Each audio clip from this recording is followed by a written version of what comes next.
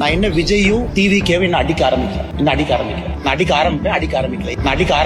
ஆரம்பிக்கல. ஏன்னா தமிழ்நாட்டோட அரசியல்ல the whistle blower is இந்த கட்சியில் இருக்கக்கூடிய அல்லு சில்லுகளை வச்சுக்கிட்டு வம்பிழுத்தாருன்னா என்னுடைய பதிலும் மிக கடுமையா இருக்கும். அதே பிலோ த பெல்ட் நான் போவேன், விஜய் மேலேயே நான் போவேன். அது வேண்டாம். இந்த 2ஆம் கட்ட 3ஆம் கட்ட 4 கட்சி மாறி வந்தவங்க அவங்க எல்லாம் வச்சுக்கிட்டு பிலோ த பெல்ட் போகணும்னு நினைச்சாங்கன்னா அதே விஜய் அவர்களுக்கு, அதே டிவிகேக்கு, அதே பாணியில, அதே பிலோ த பெல்ட்ல அதை விட சிறப்பான பதில் சொல்ல தெரியும். வேண்டாம்னு நினைக்கிறேன். ஒரு கேள்வி கேளுங்கன்னா பதில் சொல்றேன்.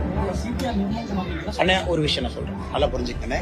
நான் என்ன விஜயும் டிவிகேவும் என்ன அடிக்க ஆரம்பிக்கல. நான் அடிக்க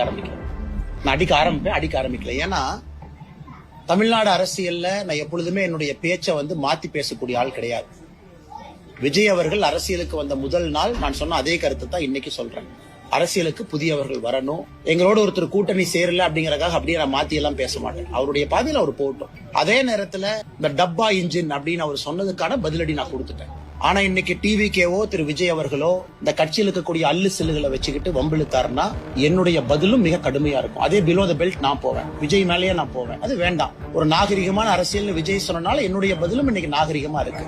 இந்த 2ஆம் கட்ட 3ஆம் கட்ட 4 கட்சி மாறி வந்தவங்க அவங்க எல்லாம் வச்சுக்கிட்டு பிலோ த பெல்ட் போகணும்னு நினைச்சாங்கன்னா அதே விஜய் அவர்களுக்கு, அதே டிவிகேக்கு, அதே பாணியில, அதே பிலோ த பெல்ட்ல அதை விட சிறப்பான பதில் சொல்ல தெரியும். வேண்டாம்னு நினைக்கிறேன். அரசியல் நாகரிகமா இருக்கட்டும், அவருடைய பாதையில் அவர் போகட்டும், மக்கள் முன்பு அவருடைய கருத்துக்களை வைக்கட்டும். அது ஏற்கனவே நான் சொன்னது போல இவிஎம் மிஷின்ல நம்முடைய தமிழகத்தினுடைய வாக்காளர் பெருமக்கள், எல்லா தலைவர்கள், எல்லா கூட்டணி கட்சி தொண்டர்கள், தலைவர்கள் சொல்வதெல்லாம் கேட்டுட்டு ஏப்ரல் மாதத்துல வரக்கூடிய தேர்தலில் அவங்களுடைய எண்ணத்தில் இருக்கிறத பிரதிபலிக்கும். அது காத்திருப்போம். அதே நேரத்தில் தேசிய ஜனநாயக கூட்டணி வெற்றி பெற வேண்டும் என்பதற்காக கடுமையாக உழைத்துக் கொண்டிருக்கின்றோம். அதனாலதான் நீங்க சொல்லும் பொழுதே சில பேருக்கு நான் பதில் சொல்ல விரும்பல. ஏன்னா 2nd லெவல் 3rd லெவல்னு போக ஆரம்பிச்சு நான் பதில் சொல்ல ஆரம்பிச்சா இதுக்கு எண்டே இல்லை. அதனால இது ஒரு வார்னிங்கா கூட அவங்க எடுத்துக்கிட்டோம்.